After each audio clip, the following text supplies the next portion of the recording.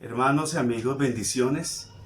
Debido a los acontecimientos de los últimos días con el tema del coronavirus, es necesario saber qué dice la Biblia al respecto, qué dicen las Sagradas Escrituras, qué dice el Señor. Y efectivamente, pues para saber eso hay que ir a Mateo capítulo 24. En Mateo capítulo 24 nos habla precisamente de esta y otras señales que hay. Dice la Biblia en el versículo 3 que estando Jesús sentado con los discípulos en el Monte de los Olivos, ellos le hicieron tres preguntas al Señor muy fundamentales.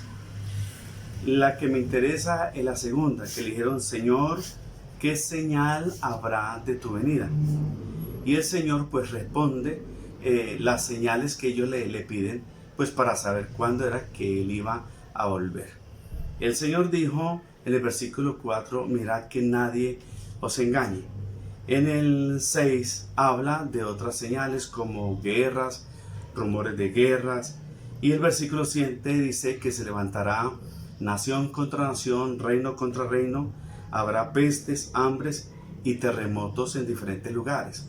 Entonces el Señor da una lista de situaciones y de un panorama muy sombrío, hablando de las señales de su segunda venida.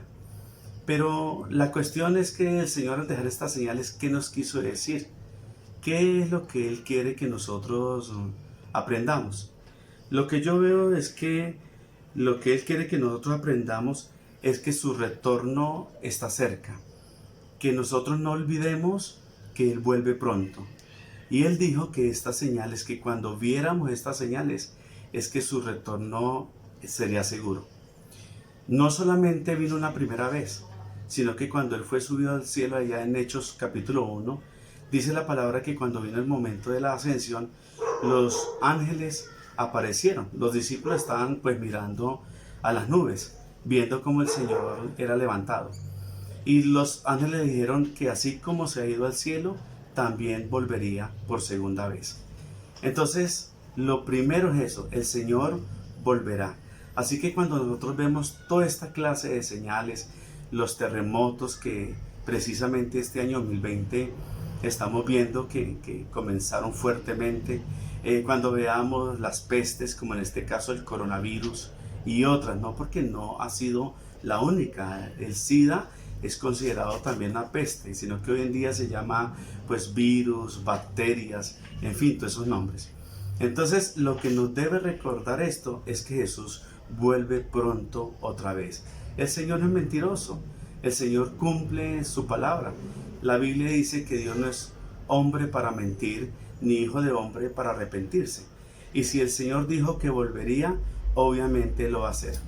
Lo tremendo del asunto es que en varias partes de la Biblia que habla de la segunda venida de Cristo, no dice concretamente cuándo. La Biblia dice que el día y la hora nadie lo sabe, solamente el Padre Celestial. También dice que Él vendrá como ladrón en la noche. Pero Dios es tan bueno, el Señor es tan bueno, que dejó unas señales que nos alertan de su segunda venida. No nos dice cuándo es, pero sí nos dice que va a venir. Es como cuando nosotros vamos, por ejemplo, para una ciudad, vamos para un pueblo. Las señales de tránsito nos indican muchas veces a cuántos kilómetros está. Lo mismo pasa cuando hay un derrumbe, cuando hay una intersección, las señales de tránsito nos avisan. Entonces, estos terremotos, estas plagas, estas hambres, son las señales, digámoslo así, de tránsito que nos advierten cuando vuelve el Señor otra vez. ¿Qué veo aquí? Su infinita misericordia, que no pasemos desapercibidos, que cuando nosotros veamos toda esta situación, que a propósito este año 2020 se ha incrementado, es para que nosotros recordemos que Él vuelve pronto. Él volverá por su iglesia. ¿Sabe cómo llama la iglesia o la Biblia este evento? La esperanza bienaventurada. ¿Y sabe por qué se llama la esperanza bienaventurada? Porque la esperanza nos llena de ánimos, porque la esperanza nos llena de motivos. Sabemos que el Señor no nos ha abandonado, que el Señor volverá a nosotros otra vez. Así, amigo, que si usted ve toda esta clase de situaciones que nos asusta a todos, que nos preocupa a todos, no olvide que es una advertencia del Señor, una señal de que Él vuelve pronto otra vez y que Él nos va a salvar, obviamente, de todas estas calamidades y de otras que van a venir en un futuro aún peores. Entonces, yo veo eso, que el Señor quiere que nosotros veamos que Él vuelve otra vez. Lo segundo que nos enseña estos versículos y estas señales es que Dios quiere que nosotros comprendamos la dinámica de la palabra de Dios. Hay una pregunta, una frase que dice que las señales suceden porque están escritas en la Biblia o están escritas porque así va a suceder. A través de la palabra nosotros vemos la frase como está escrito para que la escritura se cumpliese. Entonces como que da a entender que estas señales están así porque la Biblia dijo que iba a pasar. Pero no es así. La Biblia no es un manual de direccionamiento en la cual nos dice por dónde debemos transitar o por qué situaciones debemos pasar. Por eso más bien no es que estas señales que estamos viendo hoy como los terremotos, las hambres en diferentes lugares, las pestes, no las estamos viendo porque la Biblia dice que debe pasar. Al contrario, en la Biblia está escrito porque eso iba a pasar. Entonces lo que vemos aquí es un Señor Dios Todopoderoso, bueno, que nos advierte de las cosas que van a llegar. La Biblia dice que nada sucede sin que Dios se lo revele a sus siervos los profetas. Es decir, Dios no quiere que nada nos coja desprevenido. Esta advertencia del Señor de terremotos, de todas estas señales tan lamentables y tan desastrosas, realmente Dios nos está advirtiendo del futuro oscuro que se nos viene. Y Apocalipsis muestra todo el proceso abrumador que viene, porque vienen las cosas difíciles. Realmente lo que viene es peor de lo que está pasando ahora. Pero Dios muestra su amor en eso, nos advierte. ¿Para qué nos advierte el Señor? Para que busquemos su presencia, para que le busquemos a Él, para que estemos en contacto con Él, para que sepamos de que es en la crisis donde vemos a un Dios cumplir con todas las expectativas que nosotros esperamos. Por ejemplo, en la crisis de enfermedad es que nosotros conocemos a un Dios que es sanador. Por ejemplo, en la crisis de peligro vemos a un Dios que nos protege, que nos guarda. ¿Ve? Entonces, estas crisis nos hacen ver a un Dios bueno, a un Dios maravilloso. Vemos una parte de Dios que a todo el mundo muchas veces le hace ver porque empaña el carácter de Dios con las situaciones que están pasando. Por ejemplo, dicen, bueno, si Dios es tan bueno, ¿por qué hay niños muriendo de hambre en África? O sea, la gente arropa a Dios con las señales que estamos viendo. Pero las señales de todas estas catástrofes, de todas estas situaciones difíciles, es para ver la parte buena de Dios. Yo conozco a un Dios sanador las veces que estoy enfermo. Y en este coronavirus, la mano de Dios no se ha cortado, pues para sanar y salvar todavía. Lo tercero que yo veo que nos enseña el Señor es la prevención. Y yo sí quiero, pues, mostrarles algunas cosas muy importantes. Yo sé que hay poder en la oración, que nosotros debemos de orar, pero no debemos olvidar la parte preventiva. ¿Sabe qué dice la Biblia? Que dice la Biblia que el avisado ve el mal y escapa por su vida. Entonces, ¿qué nos dice el Señor? Que cuando veamos el mal debemos escapar. Si yo sé que hay una calle peligrosa, que si hay un barrio peligroso, ¿qué voy a hacer por allá en altas horas de la noche?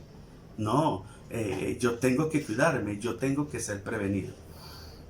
Debido a esta situación del coronavirus, la alcaldía y la gobernación han hecho un buen papel en colocar en cuarentena a toda la ciudadanía, a toda la gente del departamento y del municipio de Ibagué y obviamente todos los municipios del Tolima y por qué no de Colombia.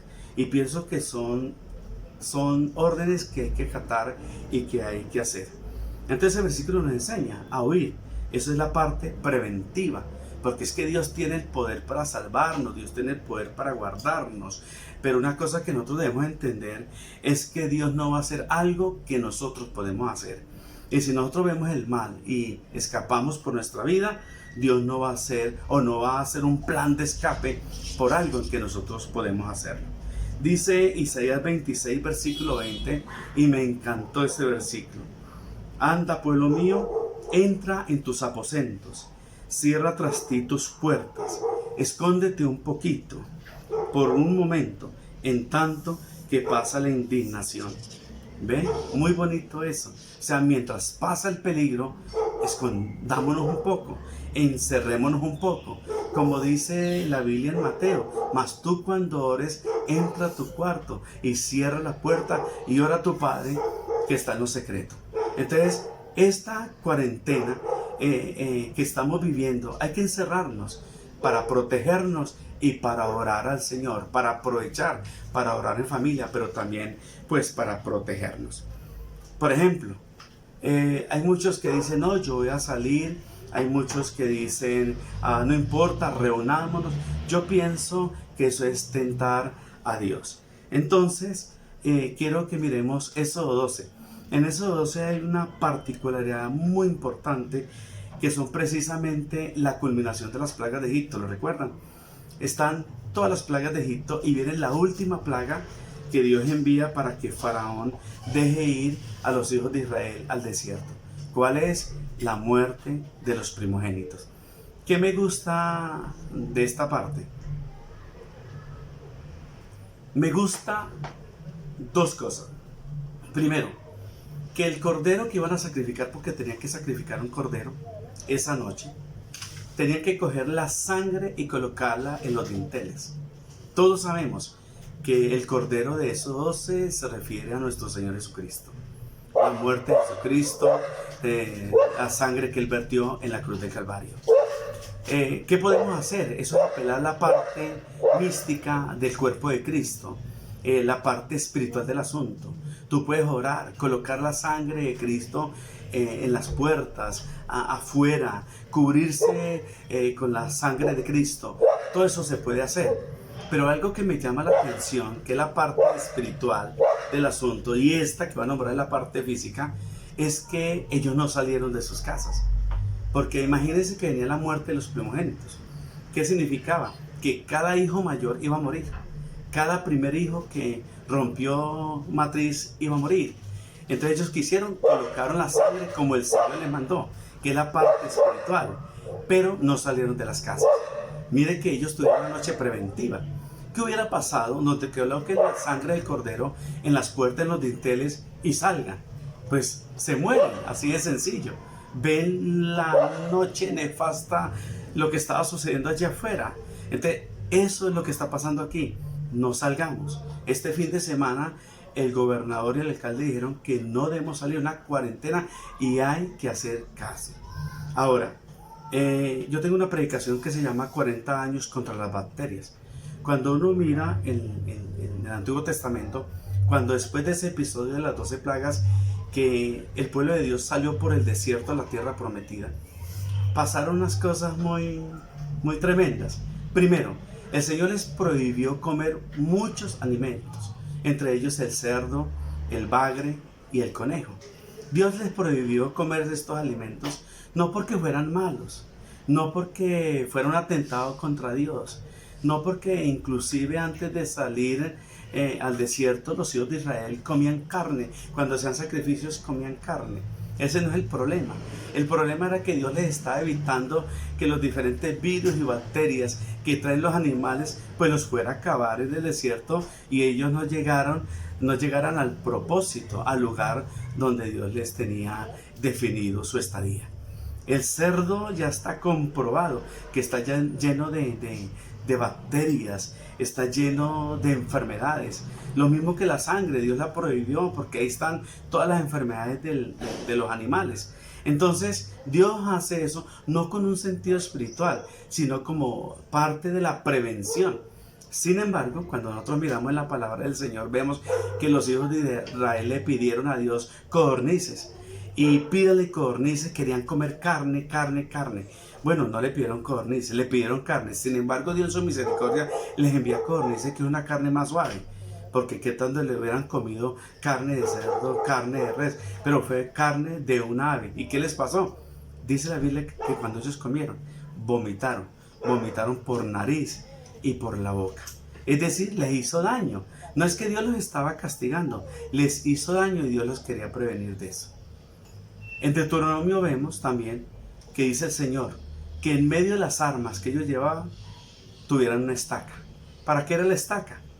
Para que cuando ellos fueran a hacer sus necesidades, hicieran un huequito, allí hicieran popis y lo taparan otra vez con la arena del desierto.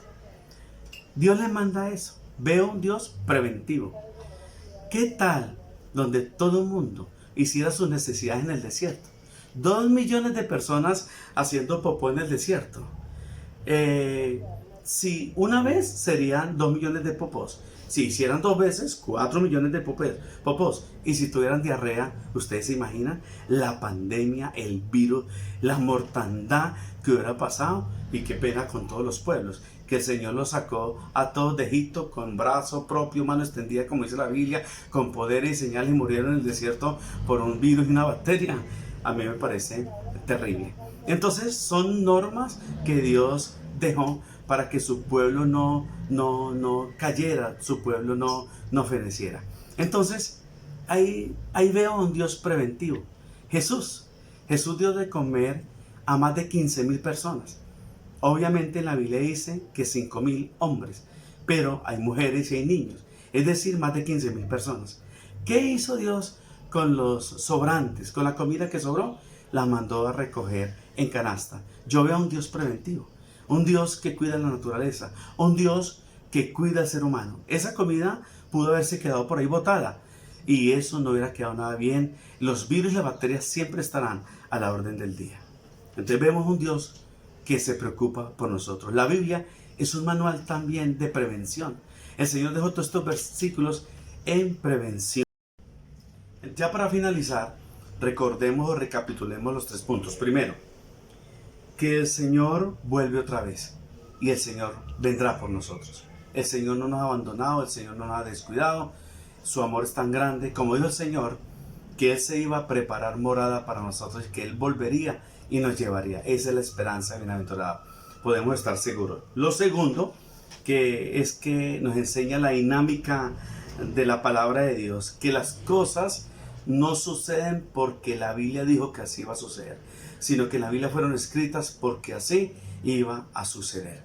Entonces todo esto que vemos, ya Dios nos lo advirtió. Tenemos un Dios bueno, poderoso, que nos advierte y podemos estar seguros que el Espíritu Santo nos va a guiar a toda verdad. Y como tercero, que el mismo Señor y la palabra nos enseña a ser preventivos, tanto en la parte física como en la parte espiritual. Espero que esta enseñanza la atesoren en su corazón.